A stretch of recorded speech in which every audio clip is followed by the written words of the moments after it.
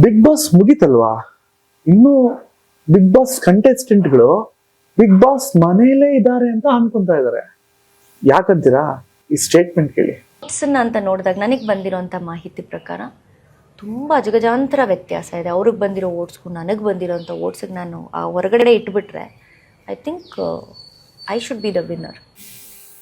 ಅಂದ್ರೆ ನೀವ್ ಹೇಳೋ ಪ್ರಕಾರ 56 ಕೋಟಿಗಿನ್ನ ಜಾಸ್ತಿ ಓಟ್ಸು ನಿಮಗ್ ಬಂದಿದೆ ಅಂತ ಯೋಚನೆ ಮಾಡ್ಬೇಕಾಗಿರೋ ವಿಷಯನೇ. ಬಟ್ ಗೊತ್ತಿಲ್ಲ, ಹೊರಗಡೆ ಬಂದ್ಮೇಲೆ ನೀವ್ ಈ ತರ ಮಾತಾಡ್ತಿರೋದ್ ನೋಡಿ ಕೊನೆ ಒಂದು ವಾರ ನೀವ್ ಇದ್ರಲ್ಲ ಅಶ್ವಿನಿ ಮೇಡಮ್ ಅವ್ರು ಇದ್ರಲ್ಲ, ಅದು ಸುಳ್ಳು ಅಂತ ಅನ್ನಿಸ್ತಾ ಇದೆ. ಸೊ ಅದು ಗೆಲುವಿಗಾಗಿ ನೀವ್ ಆತರ ಇದ್ರಿ ಅಂತ ಈಗ ಅರ್ಥ ಆಗ್ತಾ ಇದೆ. ಅವತ್ತೇ ನಾನು ವಿಡಿಯೋ ಮಾಡ್ಬೇಕು ಅಂತ ಅನ್ಕೊಂಡೆ, ಆಗಿಲ್ಲ. ಬಿಕಾಸ್ ಅವಾಗ ನನ್ಗೆ ನಂಬಿಕೆ ಬರ್ತಾ ಇತ್ತು, ಮೇಡಮ್ ಚೇಂಜ್ ಆಗ್ತಾ ಇದಾರೆ ಅಂತ. ಚೇಂಜ್ ಆಗ್ತಾ ಆಗ್ತಾ ಹೊರಗಡೆ ಬಂದ್ಮೇಲೆ ನೀವು ಮತ್ತೆ ಅದೇ ತರ ಮಾತಾಡ್ತಿದ್ರ. ವ್ಯಕ್ತಿತ್ವದ ಆಟ ಅಂತ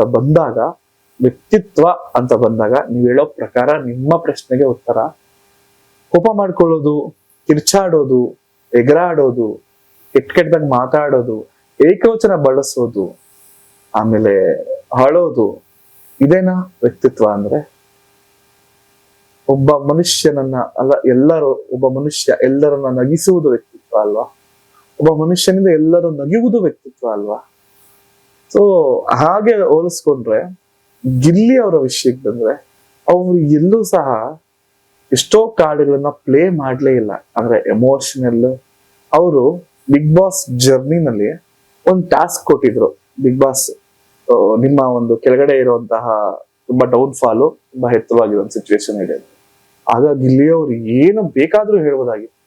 ಅವರ ಫಸ್ಟ್ ಪಾಯಿಂಟ್ ಹೇಳ್ತಾರೆ, ಇಲ್ಲಿ ಶಿವಣ್ಣ ಅವ್ರ ಪಾಯಿಂಟ್ ಹೇಳ್ತಾರೆ, ಶರಣ್ ಅವ್ರ ಪಾಯಿಂಟ್ ಹೇಳ್ತಾರೆ, ಮುಗಿಸ್ತಾರೆ ಅಷ್ಟೇ. ಅದು ಟಾಸ್ಕ್. ಅದು ಬಿಟ್ರೆ ಗಿಲ್ಲಿ ಅವರು ಯಾವತ್ತು ಇಡೀ ಬಿಗ್ ಬಾಸ್ ಜರ್ನಿನಲ್ಲಿ ನಾನ್ ಬಡವ, ನನ್ಗೆ ಅಷ್ಟ್ ಕಷ್ಟ ಇತ್ತು, ನನ್ಗೆ ಈ ತರ ಪ್ರಾಬ್ಲಮ್ ಇತ್ತು, ನನ್ಗೆ ಆ ತರ ಪ್ರಾಬ್ಲಮ್ ಇತ್ತು, ಒಂದು ವಿಷಯನೂ ಹೇಳೇ ಇಲ್ಲ ಮೇಡಮ್. ಒಂದು ವಿಷಯನೂ ಅವರು ಬಾಯಿ ಬಿಟ್ಟೇ ಇಲ್ಲ. ಯಾಕಂದ್ರೆ ಅದು ಗಿಲ್ಲಿ ಅವರ ವ್ಯಕ್ತಿತ್ವ. ಆ ವ್ಯಕ್ತಿತ್ವ ಜನರಿಗೆ ಇಷ್ಟ ಆಯ್ತು. ಅಂಡ್ ಕಾಮಿಡಿ ವಿಷಯಕ್ಕೆ ಬಂದ್ರೆ, ಕಾಮಿಡಿ ಮಾಡುವುದು ಅಂದ್ರೆ ಒಬ್ಬ ಮನುಷ್ಯ ಒಂದಷ್ಟು ಜನ ನಗಿಸ್ತಾ ಇದ್ದಾನೆ ಅಂದ್ರೆ ಅದು ತುಂಬಾ ಕಷ್ಟಕರವಾದ. ಅಳಿಸ್ಬಿಡ್ಬೋದು, ಏನೋ ಒಂದು ಎಮೋಷನಲ್ ವಿಷಯ ಹೇಳಿದ್ರೆ ಜನ ಅಳ್ತಾರೆ. ಆದ್ರೆ ನಗಿಸೋದಿದೆಯಲ್ಲ, ಎಲ್ಲರ ಕೈಲೂ ಸಾಧ್ಯ ಇಲ್ಲ. ಈಗ ಈ ಸೀಸನ್ ಅಲ್ಲಿ 24 ಜನ ಕಂಟೆಸ್ಟೆಂಟ್ ಬಂದಿದ್ರು, ಅದ್ರಲ್ಲಿ ನಗಿಸಿದ್ದು ಒಬ್ಬರೇ.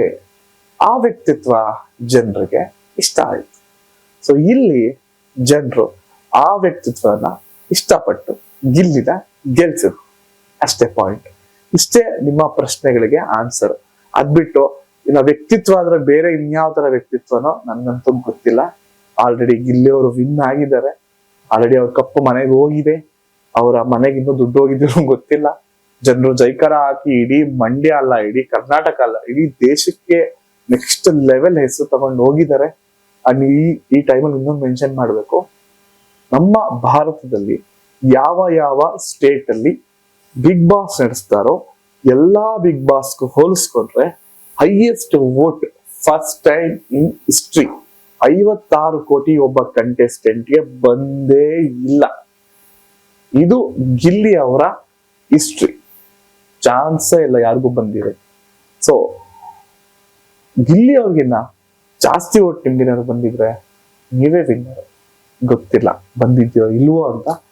ನಿಮ್ಮ ಮುಂದೆ ಅವರು, ನಾವು ಎಲ್ಲರೂ ತುಂಬಾ ಚಿಕ್ಕವರು, ನೀವು ಆಕ್ಚುಲಿ ತುಂಬಾ ದೊಡ್ಡವರು, ತುಂಬಾ ಶ್ರೀಮಂತಿಕೆಯಾಗಿರೋರು, ತುಂಬಾ ಬ್ಯಾಕ್ ಗ್ರೌಂಡ್ ಇರೋರು. ಸೊ ನೀವು ಮನಸ್ಸು ಮಾಡಿದ್ರೆ ಏನು ಬೇಕಾದ್ರೂ ಮಾಡ್ಬೋದು. ಒಳಗಡೆ ಕಂಟೆಸ್ಟೆಂಟ್ಸ್, ನೀವು ಕಂಟೆಸ್ಟೆಂಟ್ಸ್, ಗಿಲ್ಲಿ ಕಂಟೆಸ್ಟೆಂಟ್. ಸೊ ಒಳಗಡೆ ಏನೇ ಮಾತಾಡಿದ್ರು, ನೀವು ಒಳಗಡೆ ಏನೇ ಟಾಂಗ್ ಕೊಟ್ರು, ನೀವು ಒಳಗಡೆ ಎಂತದೇ ಒಂದು ದ್ವೇಷ ಮಾಡಿ ಕಿತ್ತಾಡಿದ್ರು, ಅದು ಬಿಗ್ ಬಾಸ್ಗೆ ಮಾತ್ರ ಸೀಮಿತ ಆಗಿರುತ್ತೆ. ನೀವು ಹೊರಗಡೆ ಬಂದಾಗ ಒಬ್ಬ ವ್ಯಕ್ತಿಯ ಬಗ್ಗೆ ಮಾತಾಡ್ತಿದ್ದೀರಾ, ಒಬ್ಬ ವ್ಯಕ್ತಿಗೆ ಟಾಂಗ್ ಕೊಡ್ತಾ ಇದ್ದೀರಾ, ಒಬ್ಬ ವ್ಯಕ್ತಿಯ ವಿರುದ್ಧ ಹೇಳ್ತಾ ಇದ್ದೀರಾ ಅಂದ್ರೆ ನಿಮ್ಮೊಬ್ಬರಿಂದನೇ ಅದು ಎಫೆಕ್ಟ್ ಆಗಲ್ಲ.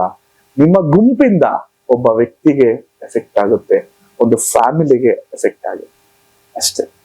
ದಯವಿಟ್ಟು ಬಿಗ್ ಬಾಸ್ ಆಟ ಮುಗಿದಿದೆ. ಬಿಗ್ ಬಾಸ್ ಬಿಡಿ. ನಿಮ್ಮ ಪ್ರಶ್ನೆಗೆ ನೀವು ಆರಾಮಾಗಿ ಖುಷಿಯಾಗಿ, ನಿಮ್ಗೂ ಕೋಟಿ ಫ್ಯಾನ್ಸ್ ವೋಟ್ ಹಾಕಿದ್ರೆ, ಕೋಟಿ ಗಟ್ಟಲೆ ವೋಟ್ ಬಂದಿದೆ, ಅವ್ರ ಬಗ್ಗೆ ಮಾತಾಡಿ. ಸೊ ಆ ಖುಷಿನ ಹಂಚ್ಕೊಳ್ಳಿ, ಒಳ್ಳೇದನ್ನ ಮಾತಾಡಿ, ಒಳ್ಳೇದನ್ನ ಹಂಚ್ಕೊಳ್ಳಿ. ಹೊರಗಡೆ ಬಂದ್ಮೇಲೆ ಅಲ್ಲಿ ಒಳಗಡೆ ಆಗಿರೋದು ಇಲ್ಲ ಗೆಲುವಿಗಾಗಿ ನಿಮ್ಮ ಒಂದು ಟಾಕ್ಗಳು ಬೇಡ ಅಂತ ನಮ್ ಕಡೆಯಿಂದ ಕೇಳ್ಕೊಂತೀವಿ. ಅಂಡ್ ಜನರೇ, ನಿಮ್ಗೂ ಸಹ ಹೀಗೆ ಅನ್ನಿಸ್ತಾ ಕಮೆಂಟ್ ಮಾಡಿ. ನಮಸ್ಕಾರ.